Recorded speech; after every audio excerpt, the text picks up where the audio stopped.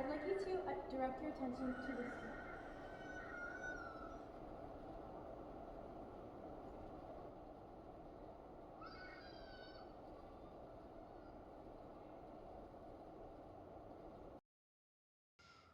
Now, why am I showing you these names? What do they all have in common?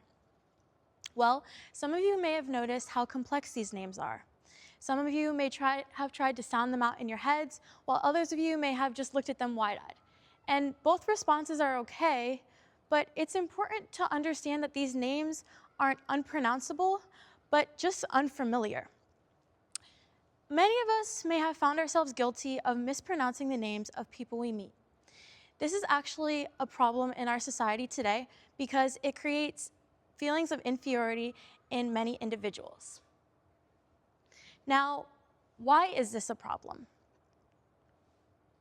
This is a problem for many individuals. It's a problem for individuals young and old, and we need to address it. So there are two different types of people when mispronouncing names. The first type of person is the person who cares to pronounce the name correctly, but fails. And the second type of person is the person who doesn't care about pronouncing the name right at all. Now, I want to talk about the second type of person first. This is the type of person who doesn't care about pronouncing the name right at all. Now, why is this a problem? Well, let's look at the data. A 2012 study titled "Teachers, Please Learn Our Names: Racial Microaggressions in the K-12 Classroom" found that repeated name pronunciation can cause feelings of long-term anxiety and inferiority and can impact self-perception and worldview in individuals. Within the study, a bunch of immigrants were surveyed, and of those immigrants, some of them said that when people mispronounced their names, it actually led to them feeling even more like an outsider. It was yet another way that made them feel not American. Within the study, students were asked to share their specific experiences, and I want to take a look and share a few with you all. The first person, Chiamaka. Her name means God is beautiful. As a young girl, she endured a lot of avoidance in regards to her name. She went up to every substitute teacher before class and made sure they knew her name before roll call because she would always be first or second on the list. She said that if I didn't go up there, during roll call, I would hear a long pause, sigh, or sorry if I can't pronounce your name, without even an attempt to say her name. She says, I had often wished I had an English first and last name to avoid being laughed at by my peers when my name was not said or butchered. Rather than trying to learn how to say her name correctly, her teachers avoided how to say her name completely. Now, the next name I want to address is Alihan. His name means knowledgeable, it means strength, it means commander, all of those powerful things. He stated that when he was in first grade, his teacher mispronounced his name, and that mispronunciation stuck with him all the way throughout college, affecting his relationships with his friends and other people. He said for his last name, it was and is mispronounced or not even attempted on a daily basis. Numerous people asked him to shorten it or just shortened it for him. He says, I couldn't talk about that for a long time. It felt like I was an imposition on others for them to learn my name. It made me feel embarrassed to have it. Now, the third person I want to talk about is Nirupama, whose name means incomparable. She says that on her first day of 10th grade, her biology teacher did a roll call, and when he got to my name, he asked me to pronounce it very slowly. I did, and then he said, thanks, because I wouldn't want to call you Gandhi by accident or something. The whole class laughed, and I felt humiliated. For the rest of that year, my classmates kept calling me Gandhi. Now, we can see from these examples of these different students that these racial microaggressions have led to extreme humiliation and name anxiety within these individuals. And this is not okay. These individuals have names, they have meaning in their names, and it's clear that people put up walls to say certain names, and for other names are more comfortable with saying them and try harder to say these names.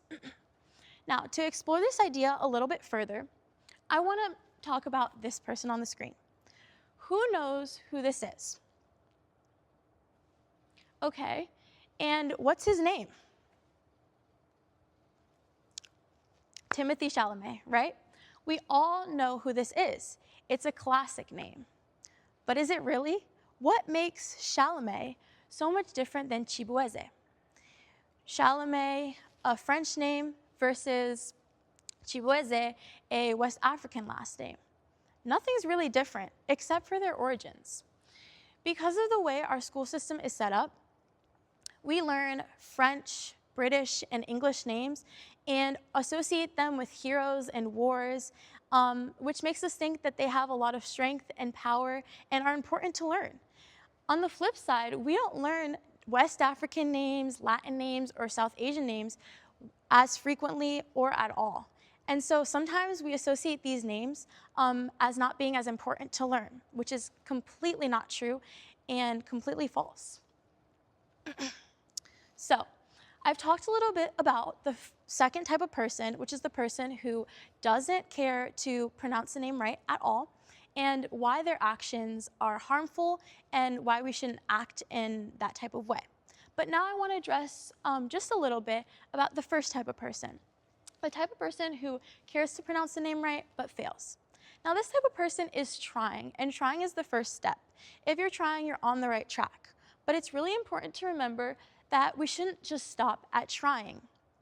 A lot of times, even with people who care about pronouncing the names right, over time they will revert to incorrect pronunciations just out of laziness or impatience for trying to get the name correct, or they'll let somebody just say, "Oh, it's okay, just call me blank." And this is something that's really harmful and hurtful to a lot of people with these more ethnic sounding names.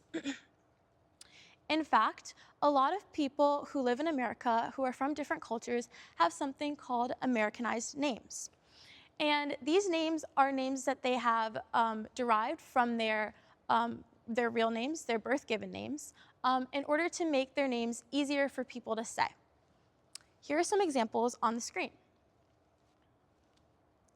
So as you can see, they have changed their names, not fully, but to these very standard American traditional names. Actually, my friend Dhriti, who inspired me to write this talk, in part, she has changed her name a little bit, and although it's not to the degree of these names, she's changed her name, and she has shared with me that her birth name feels more personal to her, but she still has changed her name in order to make it easier for those around her to pronounce. This Americanized name has truly impacted her life. She has had her altered pronunciation for 11 years of her life, but still feels way more connected to her birth-given version. She says, when you strip away the pronunciation, you strip away the meaning. Dhriti is my name, not Driti. That's the Americanized version. So, I want to finally talk about something I refer to as ordering names. My friend Rithika, when she goes to a cafe, a restaurant, somewhere to take out food, she changes her name to Rita. That's the name she gives to the server, to the barista, to whoever is taking her order, and that's the name that she puts down. She says that she would rather change her name to Rita rather than saying Rithika and having a butchered or misspelled name be called out or put down on her order. She says that if she does this and gives her real birth-given name, then sometimes she doesn't even know if her order was made or when it's ready. Similarly, my boyfriend Giacomo changes his name to Jack when he goes to order at restaurants. He feels similarly to Rithika, and both of them say they would rather temporarily change their names than encounter these inconvenient ordering interactions. Okay, so what is this all about? Well, the world is changing super fast and names are traveling faster than planes do. We have to realize that With this changing comes more cultural diversity and more name diversity. And this shouldn't be creating a problem. We should be able to learn each and every single name of any person we meet. These names aren't hard, they're just unfamiliar. And we can do something about it. So, what can we do? Well, here's a few steps I want you guys to take and think about. The first is to ask and actually listen. Can you say your name for me, or how do you pronounce that, is something super simple and easy to say to anyone you meet. The second thing I want you to do is repeat it back. After attempting to say the name, simply ask, did I say that right? The third thing I want you to do is practice it like a celebrity name. If you can say Chalamet, you can practice to perfect any name.